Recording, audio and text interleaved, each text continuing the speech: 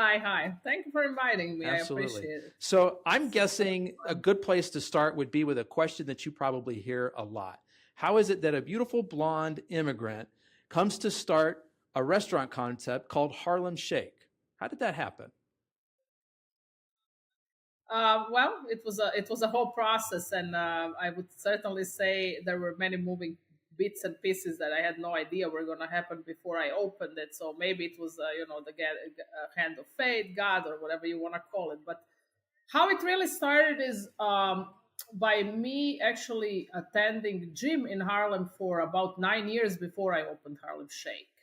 I used to have a family business in a nearby neighborhood that was a little bit uptown from Harlem, if you believe that exists, but it does. That was Washington Heights, and the nearest gym at that time, that was back in 2004, was the New York Sports Clubs on 125th Street.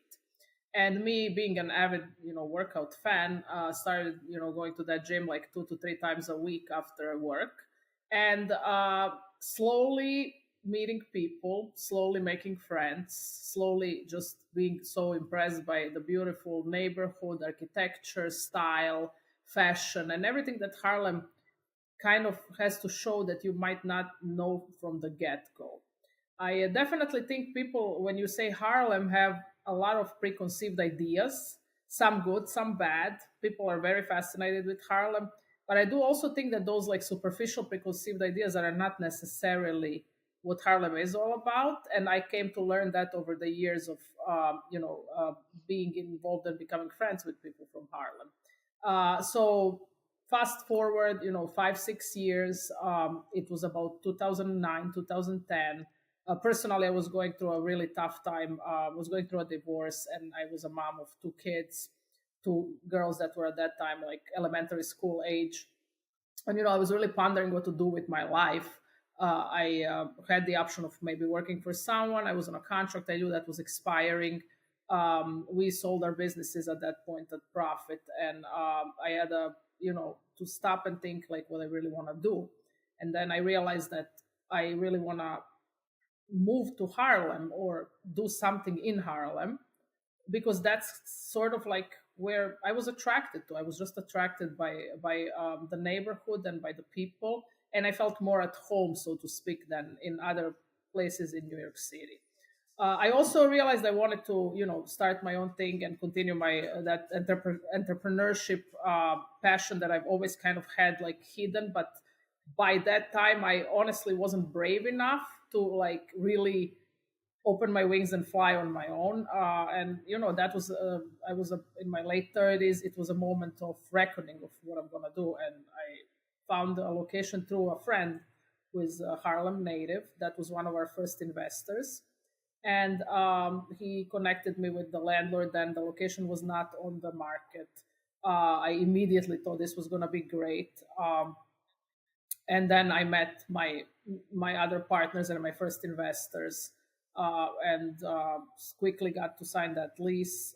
Before we even did that, I mean, I was looking around Harlem for probably 2 to 3 years, because we signed the lease in 2012. So while I was like preparing my entrepreneurial journey, I kept like looking slowly and scouting, and even thinking about like 2009, 2010. I didn't think it was ready yet economically.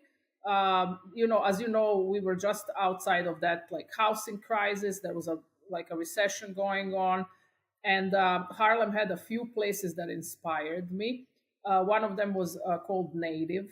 Another one was called Setepani. If you would go to Native and Setepani on a Sunday morning, you would see all these fabulous people with like really beautiful clothes and hats, and you would see that cultural scene of Harlem at its best. Another thing that is inspired me was street life, hip hop culture, all kinds of colorful thing. There is a whole African subculture that's going on in Harlem. So there is all these different parts of the melting pot, which I found so full of life, so full of color, so full of inspiration. And I just wasn't sure that economically my investment was going to be worthwhile, because I was, as I said, just coming out of a pretty tough divorce. I had a small, I was relatively young, so I had a small retirement savings. And I had to put it all on a gamble to open my own place. I also had two children that I was, having a custody of at that point, or had to take care of two elementary school children. So the gamble risk was high. So I became encouraged about opening Harlem Shake when I saw first Red Rooster in 2010, and then Corner Social opening in 2011, I believe, or maybe end of 2010. And then I said, okay, time is ripe. It looks like, people are really flocking to Harlem. And if I do this, it's going to be. And these were restaurants that opened in Harlem that gave you confidence that there was a market to support it. Red Rooster is a very famous place. It's by chef Marcus Samuelsson. That was one of the first big establishments that opened in Harlem. Like I said, Native and Setepani were sort of a precursors to that. And then before Native and Setepani, you had that whole layer of neighborhood institutions, which unfortunately, most of them are closed today. When I say those institutions, I'm talking Lennox Lounge, St. Nick's Pub. Pam's was already closed when I started coming to Harlem, but St. Nick's Pub and Lennox Lounge were still open, and they were one of my favorite places to go. They had probably been around for like decades at that point, right? Lennox Lounge, I think, was around for like 70, 80 years. And St. Nick's, I wouldn't tell you because I wasn't born in this country. I don't know when they started, but they looked like they've been there forever. They had like amazing like jazz jams on a Sunday. And they had that old school Harlem, neighborhood people, which really make Harlem what it is. So I was very impressed with that. And I was also really sad when we signed our lease in November of 2012. I moved into Harlem in the meantime because I really wanted to be close to my new, project. I thought, I'm going to have to live there anyway, so better be nearby than, live far away. On a New Year's Day of 2013, I went for a New Year's Day walk, like at 9 o'clock in the morning. I was like very celebratorily walking from my apartment to my construction site and like taking in the sights of the new year, thinking how all these amazing things are ahead, only to come right across from my construction site was, from our construction site, Harlem Shake, was the Lennox Lounge, which someone ripped out completely overnight. So imagine my shock, like on a December 31st, I was, going home from the construction site, and I do apologize, my dog is making some noise. And then only to see the next day, everything ripped out. It was just incredible. I actually started crying because I didn't understand what happened overnight. And that was just a sign of the times. It's closed the doors and became Wells Fargo. Nothing against Wells Fargo. They have my mortgage. But, it's just took some a sign of the character of out what of the was going on neighborhood. in Harlem. Yeah. Yes, a lot. And so one thing that was like very, very important to me and to my partners as well, because I found partners that care about that too, was preserving that old neighborhood feel that Harlem had, that these places had. And I definitely am not a person that, I'm not African American, and I don't consider, obviously, Harlem Shake, we have a very diverse ownership. We have several owners of all colors besides myself. But we don't, want to tout ourselves as a Black establishment or Black brand, because that would just not be right.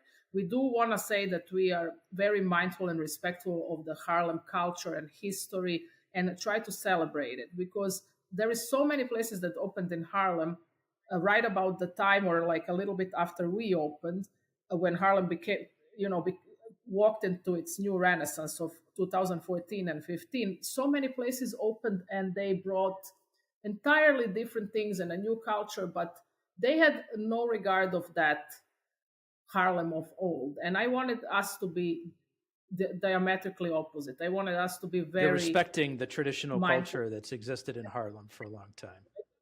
I come from Europe. I am Croatian by birth, and I grew up in Croatia until I was 25. And one thing that strikes me for United States is that people here, or the government here, doesn't landmark things as much as we do in Europe. So yes, we do have landmark blocks and we have landmark, buildings, but not to that extent. So all parts of like cities get wiped out due to commercial interests. And institutions such as Lenox Lounge, which in my opinion should have been landmarked, are not. And that kind of erases the historical value of places. And we can talk about doom spirals and all things that are happening constantly in the United States, but I thought that was wrong from my perspective, coming from Europe. So what was the previous business that you were in? You mentioned when you were going through the difficult divorce, you had a business that you sold. Was it in the restaurant space? Oh, yeah. So when I first moved here, I actually used to work for a multinational company in Croatia, and just after graduating, I moved here. Honestly, I wasn't intending to stay, but then I met my first husband, and we opened a small coffee shop. I came kind of on a student visa. Things took a different turn. We opened a small coffee shop in Washington Heights, and then another one, and then a pasta and grill shop, and then a full service restaurant. So like in a span of maybe 4 years, we had 4 establishments and 2 children. And that was a little bit much for my 33-year-old self. Yeah. And for my ex, I'm sure. So things didn't, work out on a personal level. There was just a lot of pressure. But businesses were successful, and always I really found my calling through those first businesses, because from when I was a kid, I love cooking, and I always looked at my grandmothers, and I really have that passion for food.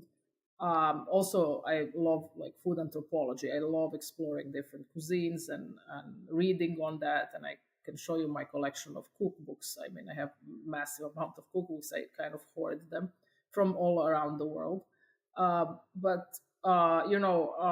I worked in a multinational company in Croatia, and I'm an economist by education. So I wasn't sure that I was going to go into the restaurant business until I came to the United States. I think what helped me make that choice was the fact that I'm an immigrant. So this is a very traditional immigrant, profession. Otherwise, probably I wouldn't end up doing that. So but then when you came here on a student visa, just to kind of box things, summarize, and then you met your husband, your ex-husband. You had a couple of kids. You opened several establishments. Kind of got bit by the restaurant bug, and so then you go through this painful divorce, you sell the businesses, and you're like, okay, what's next? It's time for a rebirth of Jelena, right? What does the next chapter look like? Yeah, it was time of maybe birth of Jelena, okay. Not the rebirth. the first coming, huh? I think honestly, I wasn't know what I was made of. I was a part of that bigger, machine. It was my ex's family, and it was a great part, and I learned so much. But I was never really thinking that I'm capable or able or that I have that founder thing in me. So then things started going on their own, and I said, maybe I do have it. Let me test my luck. I was supported by a lot of people that I should thank. My cousin Nenad, who lives in LA, was one of the first believers in Jelena. So if it wasn't for him, even with my modest 401k savings, I doubt I would have been able to pull that off. My friend Ellingston, who was our first investor and who helped me with the location, believed in me. Then my one of my main partners, Emil, who came on board right after there. Honestly, if it wasn't for his propensity for taking a leap of faith, that would probably not happen, because I met Emil on a corner of the location, and he made his decision in about 15 minutes that he wants to be in on that project. So you made quite an impression. Maybe it wasn't me, maybe it was the location. Who knows? But I think it all worked out for the best, And then my friend Dart, who his daughter is our partner, he definitely connected me with the right people in the neighborhood. Dart is a very well-known figure in Harlem, and his daughter is now also a very well-known figure and my partner in crime, so to speak. He introduced us to our designer, Dennis Decker. So it was really a collective effort. I have to say, of course, I kind of was the glue that held everything together. But it wasn't just one person. It's a village that makes a baby, and that's how Harlem Shake came. And so what would somebody notice when they walk into a Harlem Shake? What's different about it? What sets it apart? So it looks like it's been there forever, and that's intentional. So even when it was just opening its door, it looked like it was there forever. So what happened is when we hired Dennis, who had a long career in branding before, doing our interior design, he ordered New York City Public Library prints from 1967 and 1940. I don't know if you knew, but every building in New York City has a historic photograph if it was built before those years. So depending on when it was built, you'll have at least two sets if it was before 1940, and you'll have one set if it was after, or you'll have no sets if it was after. This was some sort of a city project that took place where they were documenting, There's mandatory stock photography, correct? They documented it. So we ordered this for Harlem Shake, and it was so cool. We saw 1940s a restaurant.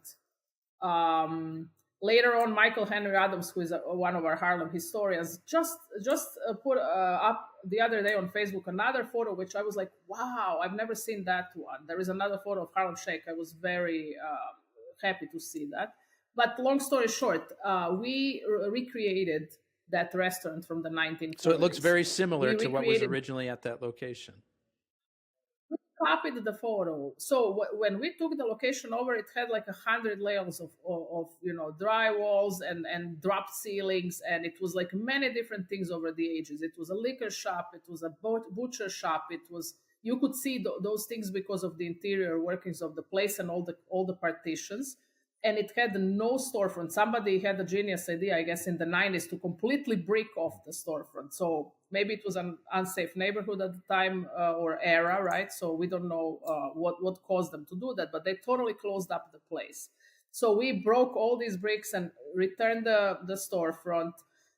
We found the original hexagonal unglazed tile when we were doing demo. We found the color cream and green on the walls, which we could tell they were there from all under the layers of the sheetrock. They were there from the original establishment. So these became our brand colors. The floor became our brand floor, and the photograph became our inspiration. And the tin ceiling, we refurbished the original tin ceiling, which you can still see in the place.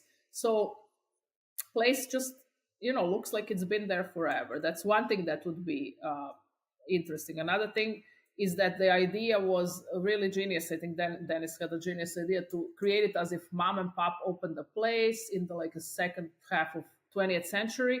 And as they opened the place, they didn't have much money. But as they made a little money here and a little money there, they would add elements of style. So you have like a Formica from the 60s. You have Miss Harlem Shake with an afro from the 70s. You have those other fixtures that look like 50s, the rounded curved diner style things. So all these things create a very unique ambience that's very recognizable. And I think we've been written up for so many of these things. For example, we've been written up in New York Times for our Jet magazine wall. So we have a biggest collection of Jet magazines in our bathroom that we were buying on eBay, at all times of night. So that came out right in 2014, and of all things, we were written up for our, for it was your bathroom. But we were written up about food a lot as well, so that kind of balances things out, right? It's not just the. You're not a one-trick pony. You've got a cool bathroom and great food.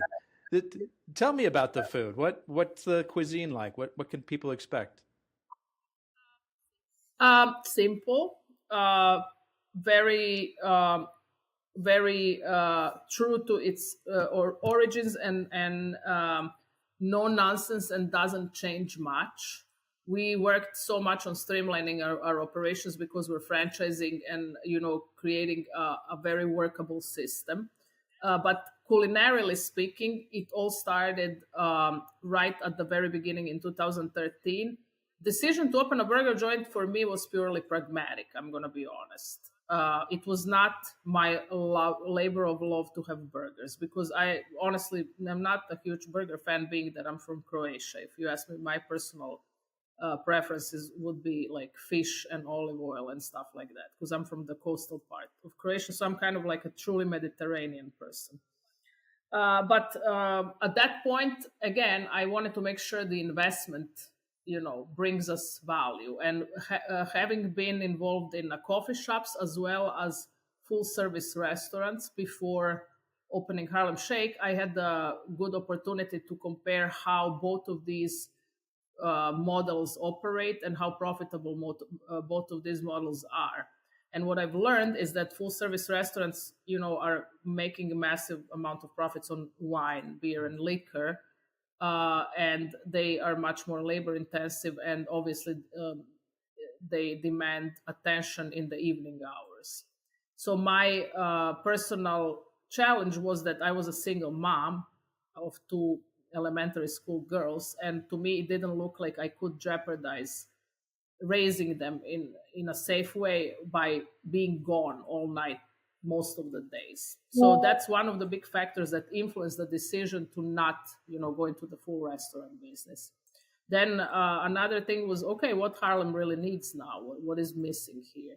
So it was kind of clear that burgers were missing. Even though we had started to see Shake Shack on every corner in the city, Uptown had no such establishment at that point, right? So my friend Ellington, again, coming back to him, really was like, oh, what if you did the burger joint? That was honestly his idea.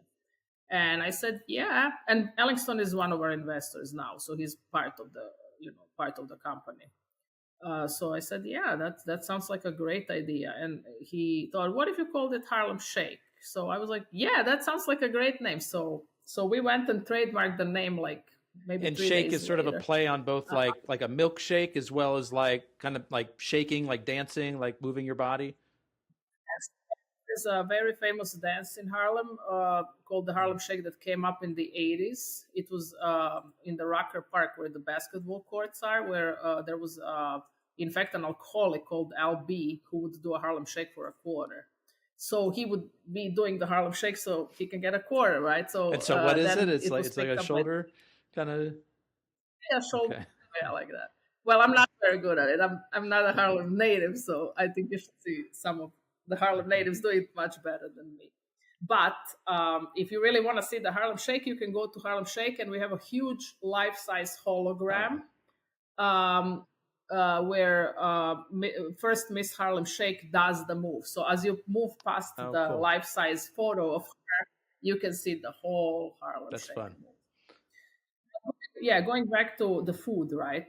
So, okay, we decided it's going to be shakes. We decided it's not going to be nighttime. It's going to be family-oriented place. So moms like me can enjoy it, and families can enjoy it. And we decided it's going to be fast casual, so we don't have to bog ourselves down with late night business. And then it was time to select the menu. And starting to do some research, I came across a food writer that was at that time already starting to be a little famous, but he's way more famous now. Right now, he's a food writer for New York Times, and he's done many, many impressive things over the past 10 years. When I first met Kenji Lopez Alt, he was living in a high-rise on 131st Street, which was 6 blocks from Harlem Shake. And when I emailed him, asking him if he would be interested in helping us food tasting and creation of the menu, it was because I saw his article about how to knock off the Shake Shack burger. It was that prompted me to email Kenji and tell him, hey, maybe you can have an idea of how we can get a good menu going. And he was so forthcoming. He was like, yeah, oh my gosh, I love the idea. I grew up in Harlem, and my grandparents lived on 125th in Amsterdam. I would love to help do something like this so we can have a burger establishment in Harlem. We didn't try to knock off Shake Shack burger, but we wanted to, create a good burger And you knew menu. that he was sort of aligned to this burger mission because of the article that he had written, you'd seen. So you thought, oh, he'd be a great person. Yeah, he was a Serious Eats writer, and I used to eat Serious Eats for breakfast because I loved the publication, and as I told you, I'm passionate about reading about food, so I loved his writing. And in case, not to try to advertise him, but if you look at his cookbook, The Food Lab and The Walk, I think they're the most fun cookbooks because he intertwines recipes and very elaborate scientific data and interesting scientific way things about food that he brings up from his MIT background, because he used to go to MIT as well. So he kind of connects science and food, but even more interestingly, he then intertwines it with his personal stories about his wife and himself and his kids in this very fun and lighthearted, approach. So the book is like a size of an encyclopedia, but you can't stop reading it. So I think, that's why I loved reading his stuff. Anyways, back to the Harlem Shake menu, we started tasting, the different milks and different ice creams, came up with shake menu, basic one, and then started tasting the meat and came up with the food menu. And definitely it's Kenji's working, right? The menu was Kenji's working, and it is to date. I've added some things over the past few years as far as specials go. Kenji went in a direction of owning a place, moved out to West Coast, owns a place there, and then went on to become a food writer for New York Times and published a few books. And he's a very famous, if you look at him on the internet, he's still very active in the food scene. But then, that was the food for Harlem Shake. Very important, fresh, never frozen. So our meat is from Pat LaFrieda. We never compromise that. I believe when you find a winning recipe, it's necessary and important to stick with it and not change it too much. Because a lot of times I see people having restaurants and then get excited about over experimentation. I might be boring, but I think that consistency is always what creates iconic places, right? Customers know what they can expect. And of course, being true to the excellence, right? I think we were working on our company values a couple of weeks ago, and it was so great. We came up as a management team, and we said, let's reset our company values, because we need to have, as we're going and growing the business now, we need to have a very solid, base of company values. We sort of never kind of wrote them out. And what I loved, the team said, oh, we're masters of our trade. We are passionate about excellence. Yeah, that can sound like a cliche, but actually, if you think about being masters of your trade and being passionate about excellence, matters when it comes to consistency and truly making simplicity be excellent. We are not a fancy place, so it's not going to be you're going to get a cloud of foam that some drips of rain are dripping from. I've seen a thing on Instagram. I really want to taste it, though. It sounds fantastic. There's a Michelin restaurant in Spain that does that. So the thing floats on top of your plate and the water drips into it. We're not that place. We're a simple place, but you can always expect that it's going to be fresh, never frozen, excellent, excellently prepared food, and that we're passionate about delivering that simple thing in the best way. And is it lunch only? Do you have dinner as well? We do. We have, one thing is what we planned, and the other thing is what turned out to be. So we are super popular for even on Fridays and Saturdays, we have late night till 2 a.m. We only have beer and wine. We're not a club. We're not trying to be one. We are seriously focused on our food, and the beer and wine is an accompaniment. We have a world-class frosé, which we also trademark. So frosé is our signature drink. We are open for lunch, and we're open for dinner and for late night. Before the pandemic, we were also open for breakfast. We have a great breakfast menu, but when we closed the breakfast during the pandemic, magically turns out that streamlining that kind of made us even more profitable. So at that point, we decided we're not gonna try to serve the community with the breakfast, even though I know a lot of people in the community appreciated a lot our breakfast. And we have a second location and a third location, so the hours differ a little bit in these. So 3 current locations, and what's the growth plan? What do you want to see happen with the brand here? Started franchising, so we're actively focusing on that, and we're in negotiations for several locations as well. We are not trying to grow fast and reckless. I am personally risk avert. As you can tell, I was scared to even open my own place. I don't know if it's completely accurate to call yourself risk averse. I mean, you went from, and we're going to get back to this because I want to get into more of these details, but you went from a very challenging life situation to But you could have gone and gotten a job. That's not what you decided to do. You went out and decided to start a brand new business, a brand new restaurant. So there's a little bit of bravery in there. That's what I always tell every woman, that I love mentoring women, and I love mentoring like young women, especially, of course. I always tell them, like, you're scared, so what?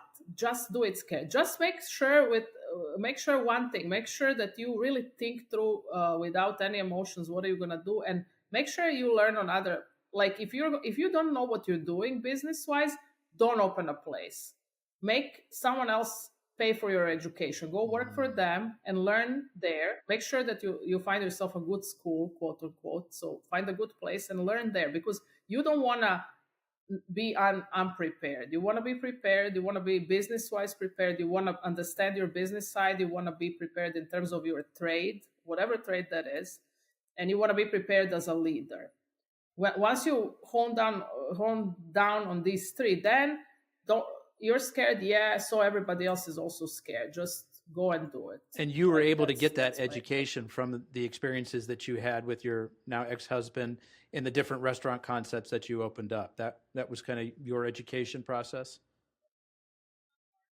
A part of it. I mean, I also am, economist by trade, so I was a pretty good student. And then I also worked in Procter and Gamble, which is a multinational company that taught me a lot. I worked there while I was like just kind of on a parallel. I had to actually work for my, tuition. I wasn't like, I don't come from I come from humble roots, so to speak. So I put myself through college by working, and I was going to college part-time and working part-time in the latter part of my education. So my third and fourth year, I worked full-time, and I also went to college. But my work full-time for Procter and Gamble, obviously, I think taught me more than the college itself. Because Procter and Gamble is a company with such an excellence in how they execute on things, and teaching you about how to be a business person, sales, teaching you the self-discipline, deadlines, delivering on time. All these things, honestly, I learned from them, not from the college or from my entrepreneurial experience. That's why I'm saying, like, my advice, or when I mentor women, I say, prepare yourself. And really be honest with yourself about what you're lacking, because dreaming about something is wonderful, but if you actually don't know how to like put a P&L together, how's that dream going to translate to reality when it slaps you in the face? So you need to be ready. And I think that's great. Like you were able to draw from your own previous experiences, and now you're able to sort of be that inspiration and that mentor to other young women who are trying to pursue their own entrepreneurial dreams. That's something that must be pretty fulfilling for you. I love, I love promoting not only women, but also I love growing people.